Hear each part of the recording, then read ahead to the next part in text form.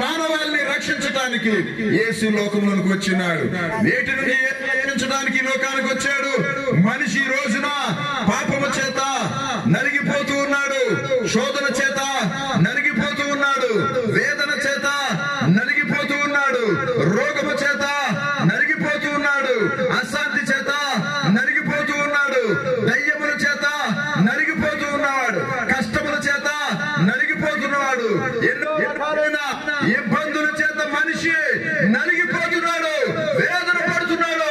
కాబట్టి ఈ పాపానికి, ఈ రోగానికి, ఈ శోధనలకి విముక్తి కలిగించే నాథుడు యేసు నిన్ను పాపము నుండి, నిన్ను నరకము నుండి, నాశనము నుండి, శాపము నుండి నిన్ను విమోచించి నీకు విడుదల కలగజేసి నిత్య జీవం ప్రసాదించే నిజమైన రక్షకుడు యేసు.